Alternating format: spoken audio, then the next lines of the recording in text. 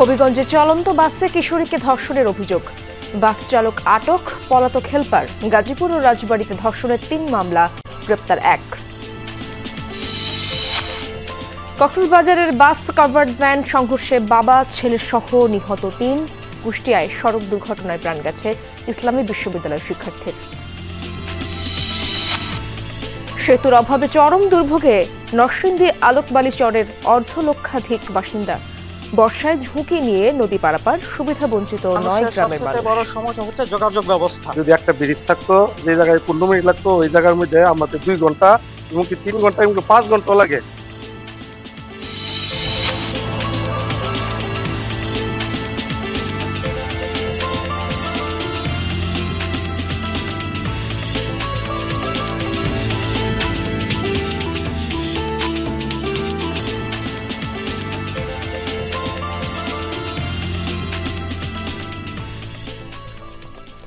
দর্শক, আমন্ত্রণ সংবাদ সারা দেশে। আপনাদের সঙ্গে আছি আমি ইশরাত জাহান। এতক্ষণ শিরোনামগুলো দেখছিলেন, এবার বিস্তারিত খবর।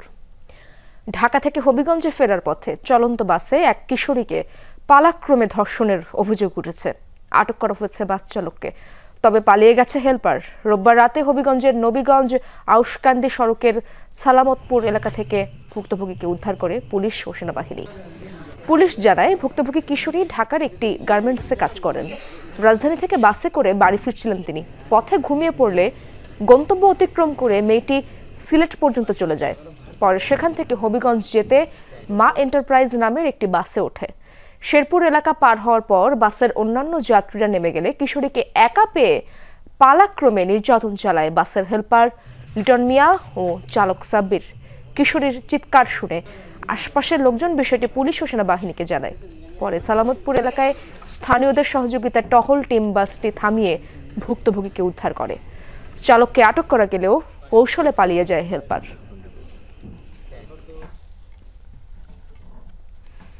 দর্শক, এ বিষয়ে আরো জানবো আমার সহকর্মী প্রদীপ দাস সাগরের কাছ থেকে। প্রদীপ, নেক্কারজনক একটি ঘটনা, এই ঘটনায় কোনো মামলা হয়েছে কিনা একটু বিস্তারিত জানাবেন।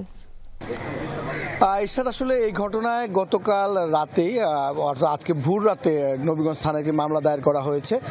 কিছুক্ষণের মধ্যেই হয়তো হবিগঞ্জের পুলিশ সুপার হবিগঞ্জ জেলা সদর হাসপাতালে আসবেন ভিকটিমকে দেখতে, তখন হয়তো আমরা মামলার বিষয়ে আরও বিস্তারিত জানতে পারবো। এখন পর্যন্ত আসলে হবিগঞ্জ সদর হাসপাতাল যেটি রয়েছে, হাসপাতালে ভিকটিমের যে শারীরিক পরীক্ষা সেটি চলছে, সেটা এখনও সম্পন্ন হয়নি। এবং আসামির যাকে আটক করা হয়েছে সেই বাস চালক, সেই বাস চালককে এখন পর্যন্ত আদালতে হাজির করা হয়নি। ধারণা করা হচ্ছে দুপুরের পরপর হয়তো তাকে আদালতে হাজির করা হতে পারে। তো এখন পর্যন্ত আসলে সব কিছু মিলিয়ে এই যে ন্যাক্কারজনক ঘটনাটি ঘটেছে, এটি নিয়ে আসলে সারা জেলা জুড়েই এক ধরনের উত্তেজনা, এক ধরনের আলোচনা সমালোচনা চলছে। কারণ এ ধরনের ঘটনা চরম ন্যাক্কারজনক এবং এটি কোনোভাবে আসলে কেউ স্বাভাবিকভাবে মেনে নিতে পারছে না। তারা যেটি বলছেন যে এই ঘটনার সাথে যে বা যারাই জড়িত হোক না কেন, সবাইকে যেন দ্রুত আইনের আওতায় আনা হয়। এবং পুলিশ সুপারের সাথে কিছুক্ষণ আগে আলাপ হয়েছে, তিনি যেমনটি বলেছেন যে হেল্পার যে পালিয়ে গিয়েছে তাকে ধরতে বিভিন্ন জায়গায় তাদের অভিযান অব্যাহত আছে এবং তারা যেটি প্রত্যাশা করছেন হয়তো পলাতক হেল্পারকেও আইনের আওতায় নিয়ে আসা সম্ভব হবে। ঘটনাটি যদি একটু বলি, আসলে গতকাল ঢাকা থেকে মেয়েটি হবিগঞ্জে তার বাড়িতে আসার উদ্দেশ্যে রওনা দিয়েছিল, কিন্তু পথিমধ্যে আসলে এই ন্যাক্কারজনক দুর্ঘটনাটি ঘটে। ইশরাত। প্রদীপ, ধন্যবাদ আপনাকে।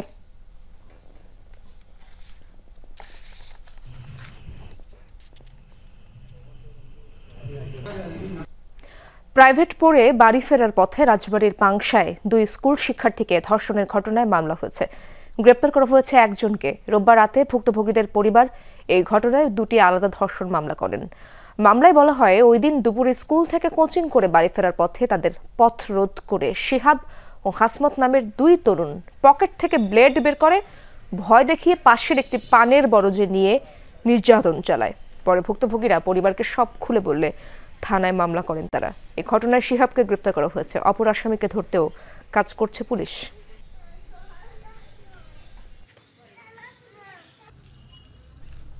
এদিকে গাজীপুরে এটিএম বুথের ভেতরে এক কিশোরীকে ধর্ষণের অভিযোগ উঠেছে বুথের নিরাপত্তা কর্মীর বিরুদ্ধে। রোববার রাতে ভুক্তভোগীর বাবা মামলা দায়ের করেন। এর আগে ওই দিন সকালে শ্রীপুরে ব্যাংকের একটি এটিএম বুথে এই ঘটনা ঘটে। মামলায় উল্লেখ, ভুক্তভোগী একটি স্পিনিং মিলে চাকরি করেন।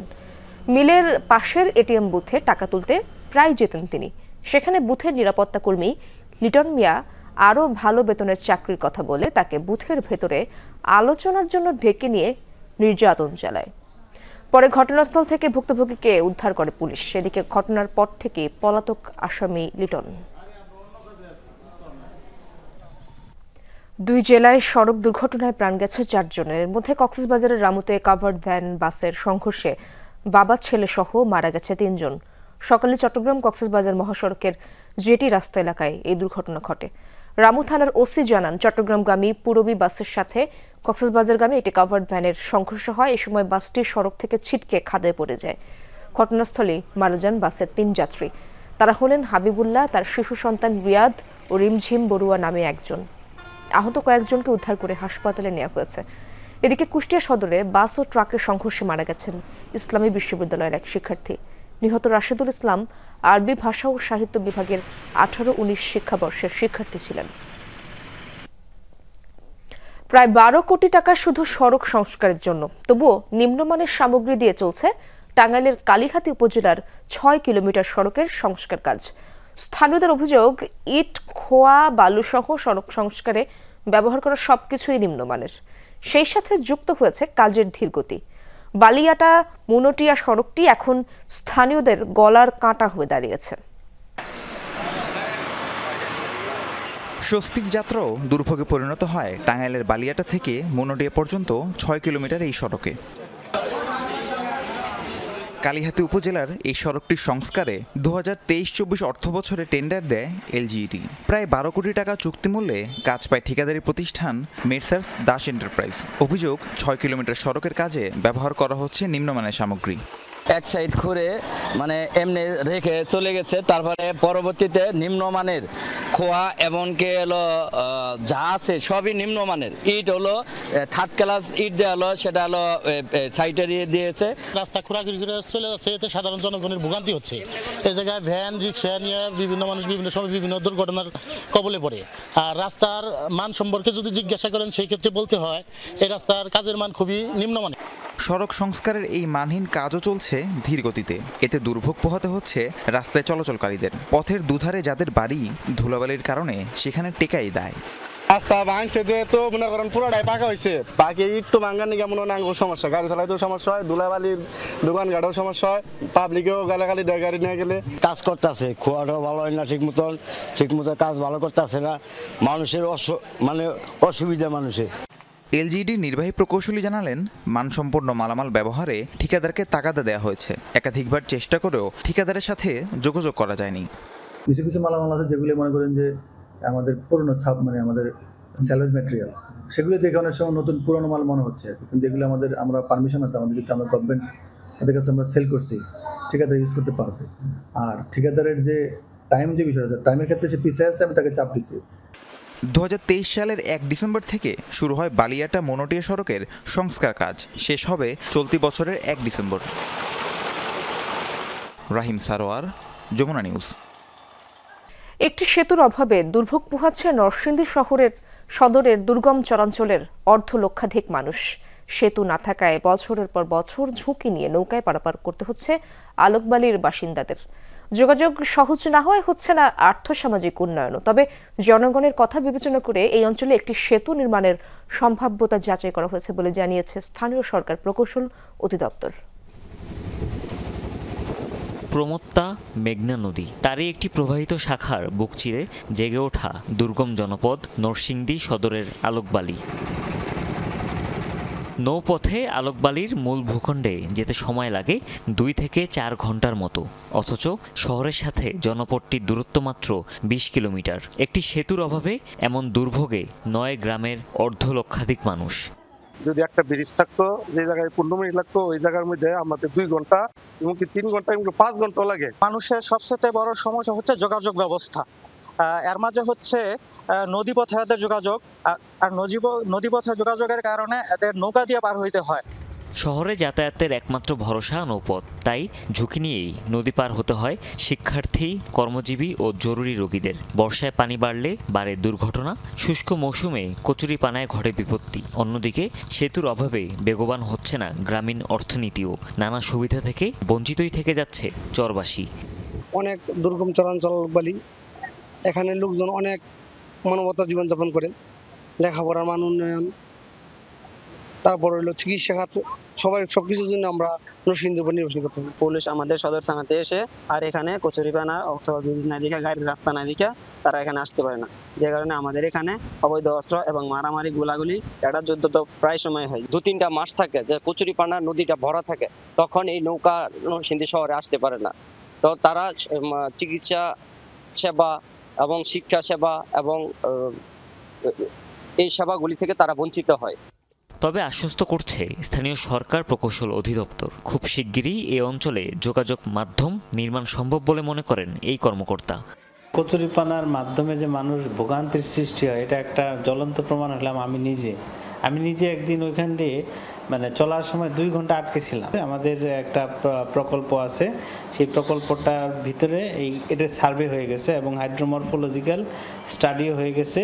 ইনশাল্লাহ এই প্রকল্পটা যদি আলোর মুখ দেখে, ইনশাল্লাহ আমাদের এই ব্রিজটা বাস্তবায়ন হবে।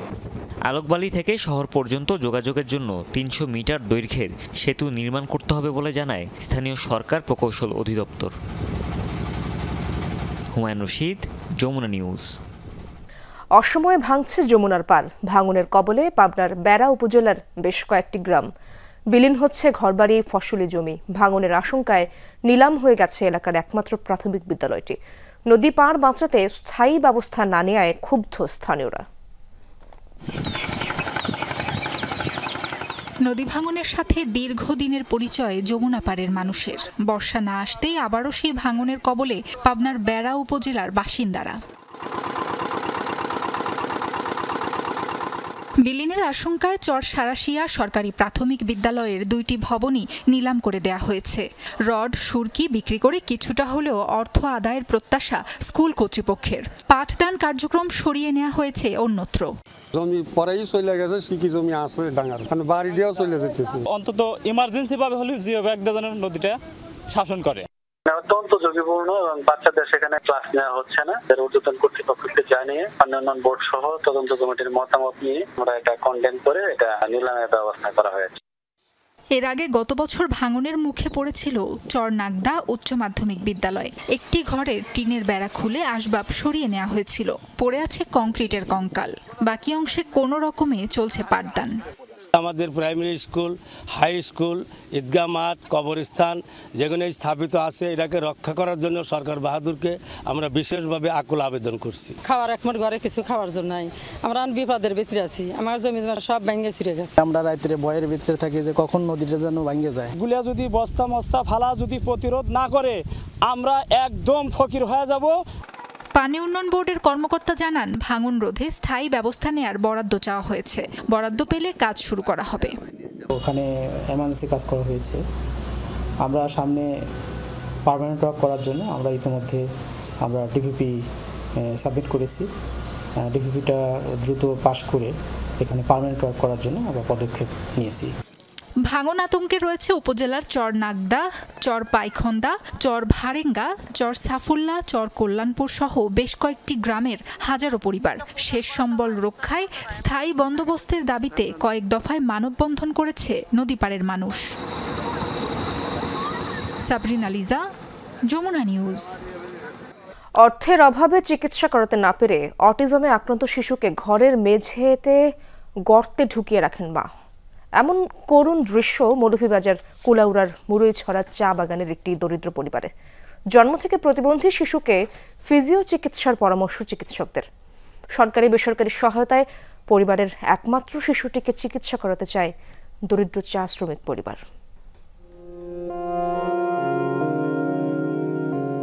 যেখানে এই বয়সে ঘর আর উঠোন দাপিয়ে বেড়ানোর কথা, তার বদলে জীবন বন্দী হয়ে গেছে মাটির ছোট্ট খোড়লে। শরীরের মাপের গর্তে আটকা পড়েছে শৈশব। মৌলভীবাজারের কুলাউড়ার মুরইছড়া চা বাগানে বসতি সঞ্চরী সাঁওতাল ও অনিল সাঁওতাল দম্পতির। তাদের একমাত্র সন্তান গোপাল সাঁওতাল জন্ম থেকেই শারীরিক প্রতিবন্ধকতার শিকার। ঠিকমতো হয়নি রোগ নির্ণয়। 3.5 বছর বয়সী গোপাল এখনো বসতে বা দাঁড়াতে পারে না। তাই ঘরে বাইরে কাজকর্ম সারতে এভাবেই ফুটখানেক গর্ত করে সন্তানকে রাখেন মা। জন্মলেই এরকমই দুধ কাটু বাচ্চা দুধ নাই পাইছে জন্মলেই আর ওরকম বেমার আর কি ছিল অতিরিক্ত বেমার ছিল নিউমোনিয়া কিছু ধরেছিল আর হাত পা একবার বেঁচে হয়ে গেছিল শিশুটিকে সুস্থ করতে প্রয়োজন নিয়মিত চিকিৎসার কিন্তু চা শ্রমিক বাবার পক্ষে তা প্রায় অসম্ভব কোমরটা একদমই মানে লড়াচড়া নাই আর মাথাটা আগে ছিল একদম যেদিকে ফালাইতো মাথাটা ওইদিকে পড়ে থাকতো আমি তখন তেলাপি দিব যে আমি তো একলাই বাগানে কাজ করি বাগানের বেতন দিয়ে তো আমি বাচ্চাকে তেলাপি করতে পারছি না নিজের পেট চালাতেও পারছি না আমার নাতি যেমন আমার দাদি করে ডাকবো কথা মাতে সবকিছু করব এইটা আমি চাই আর কিচ্ছু চাই না আমি শিশুটিকে সরকারি প্রতিবন্ধী ভাতার আওতায় নিতে কাজ শুরু হয়েছে জানিয়েছে সমাজসেবা অধিদপ্তর চিকিৎসার জন্য মিলেছে আশ্বাস সামাজিক নিরাপত্তা কর্মসূচি যে প্রতিবন্ধী ভাতা আছে তার আওতায় আমরা নিয়ে আসব এবং শিশুটি আশা করি এই বছরেই 1 বছরের যে ভাতাটা আছে সেটা পাবে তাছাড়া শিশুটিকে আমরা রোগী কল্যাণ সমিতি থেকে